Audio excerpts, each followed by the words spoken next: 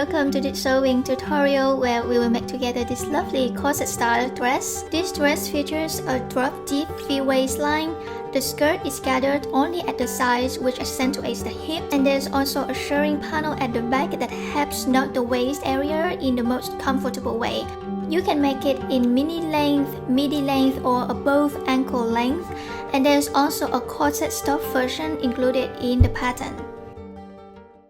Okay, to make this dress, you need 2 meters of fabric for the midi-length version. Fold it in half lengthwise. The center of front top piece and the front skirt piece need to be cut on the fold.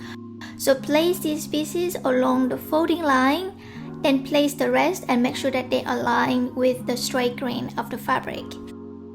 Pin them in place and then cut them out. Don't forget to mark all of the notches, they will guide you through the sewing process. At the end, you should have 1 piece of center front, 2 pieces of side front, 2 pieces of side back, 2 pieces of center back, 1 front skirt, 2 back skirt pieces, and 2 pairs of pockets. You also need to cut the lining for the bodice part. Okay, let's start sewing. We will start by assembling the main shell top. Gather all of the bodice pieces together except the center back top. As you can see here, the top edges are cut slightly on bias, making them a little bit stretchy. So we will stabilize these seams by ironing the interfacing tape on them to prevent the stretching over time. Once that's done, place them next to each other in order that the center front top gonna be in the middle, and then the 2 side fronts next to it, and 1 side back top for each side. Put them right sides together and pin in place. Then using a 1 cm seam allowance to sew them together. It may be tricky to sew the bust part since it is reversed curves, so really take your time easing those curves.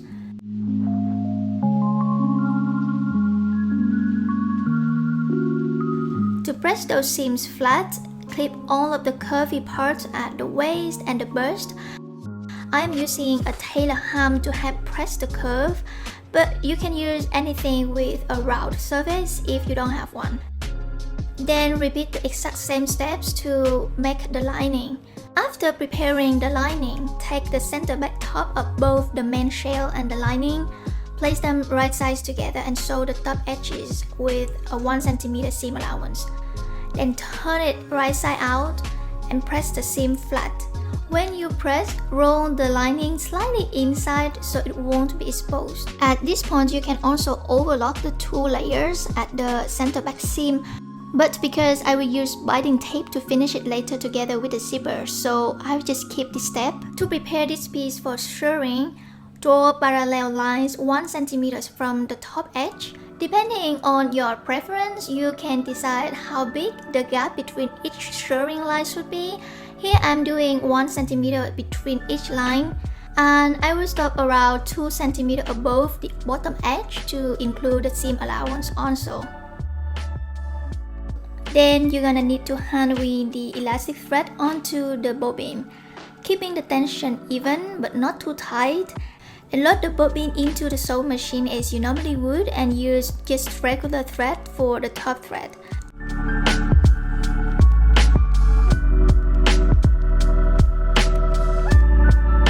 Then switch to the longest stitch length on your machine and then back stitch at the beginning, then sew along the line. One trick that works very well for me is to place my finger behind the presser foot to add a little bit of tension. It helps to slow down the fabric feed and we can achieve a tighter, more even gathers. When you finish one line, lift the needle and then move it to the next without back stitching.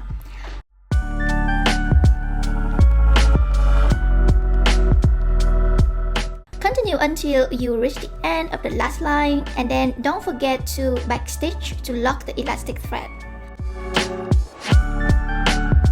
I'm bringing the piece to the ironing board and just using some pin to help it stay flat. Then I'm gonna use the steam to flatten the shirring.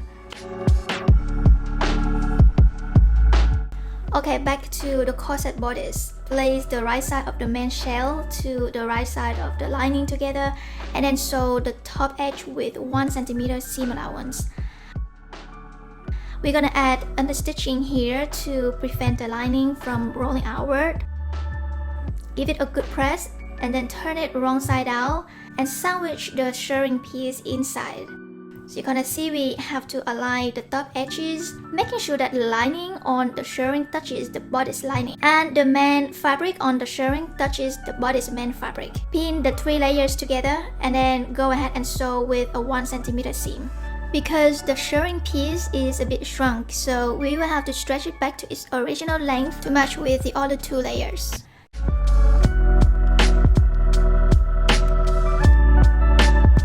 Turn everything right side out.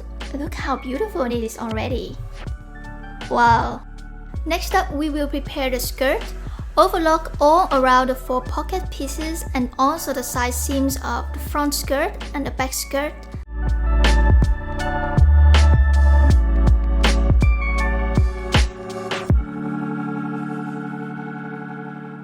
With the right sides together, place the 4 pocket pieces on the skirt piece like this. The pattern has notches on the side seams of the skirt to show you where you're gonna put the pockets. Sew them on with a 1 cm seam allowance. The pocket openings need to be understitched, so do that for all 4 pieces. Now place the front skirt right side up and put the 2 back skirt on top so the right sides of the fabric touch each other. Align everything well. Pin along the side seams and the pockets and then sew all along the side to attach the front and the back skirt together.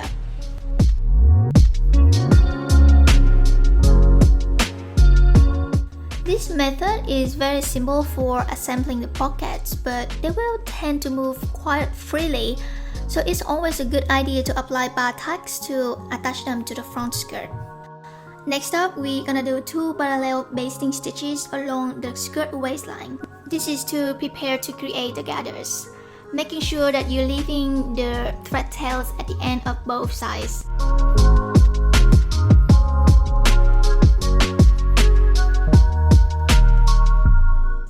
Take the 2 upper threads and then pull to create the gathers. Just keep pinch and pull to create more gathers as you go. At this point, you're gonna take the bodice and then align it with the skirt at the waistline. As you can see, the gathers start from only this notch to the side, so making sure that you don't gather any in this center area. With the right side together, we're gonna start from the middle. Now pin the skirt and the bodice together. You have to match up the side seams of the bodice to the side seam of the skirt, and then distribute the gathers evenly and pin them in place.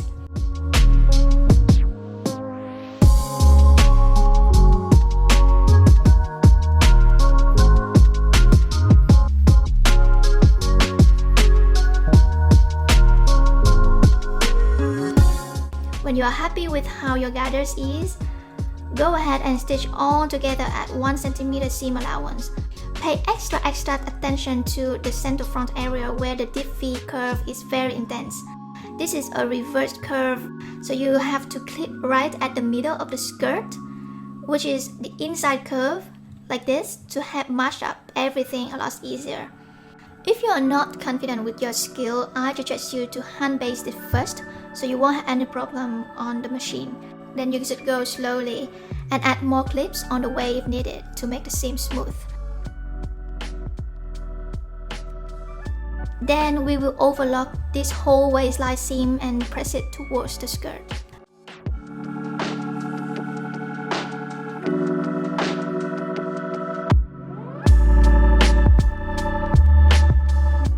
And move on to the invisible zipper installation. First of all, we will need to do a quick but very useful preparation for the zipper. Open your zipper as far as it will go and then gently press the zipper teeth away from the tape to make it easier to stitch later on. So with the garment right side facing up, place the zipper face down on the fabric, starting on the left side. The plastic zipper head should line up with the shirring edge. Pin the zipper to the garment until you reach the notch indicating the end of the zipper placement. Bring it to the sewing machine to do a basting stitch. Next, I zip up the zipper. and then mark the zipper head and waistline on the other side of the zipper tape. We're gonna match these marks with the right side of the seam. Pin the other side of the zipper to the garment, right sides together.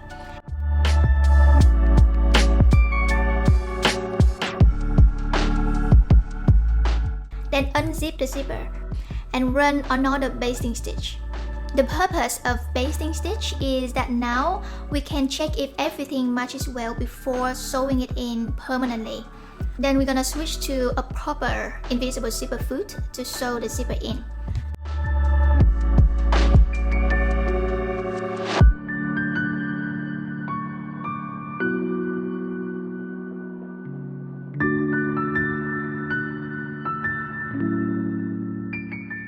Now just need to sew the rest of the skirt below the zipper, right sides together to close the center back seam.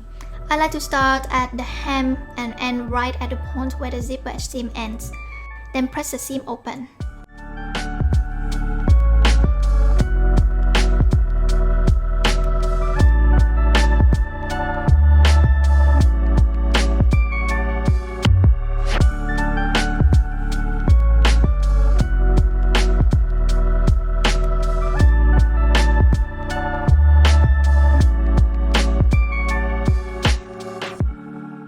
For the hemline, we're gonna do a deep hem double fold. The first fold gonna be 1 cm to the wrong side. Use an iron to press and create a crease all around the hem, and then fold it again to the wrong side, this time 4 cm, and press it again. We're gonna run a straight stitch at 3.5 seam allowance to finish the hem. Okay, last step. Now if you opt for an overlock finishing at the center back seam, you can just fold the zipper head inside like what I did on the pink version and hand tack to keep it in place. Then you are done with the dress here. But in this tutorial, I want to show you how to finish the zipper with a binding tape, which is just a more professional way to do it. So you need to cut 2 fabric strips, 3 cm wide and 2 cm longer than the zipper. Fold the edges to the center and then press to create creases.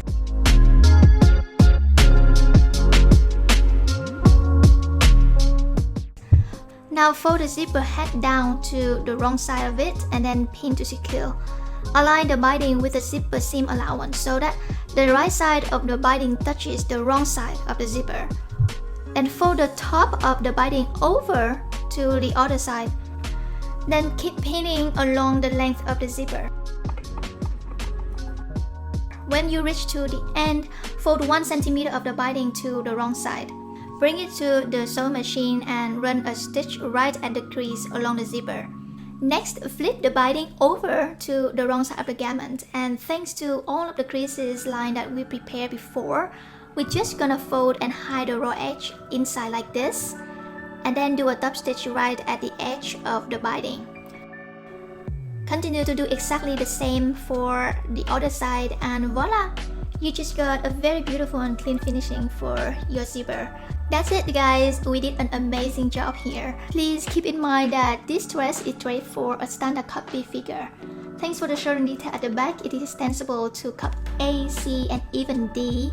But if your busts are smaller or larger than that, please have a look on my blog on how to modify the pattern to fit your cup size. I hope you enjoyed the tutorial, and if you ever decide to make one and share your creation, please tag me at Lizzie Pattern. I am always so thrilled to see your works. Thank you again for sticking with me until the end. See you next time. Bye!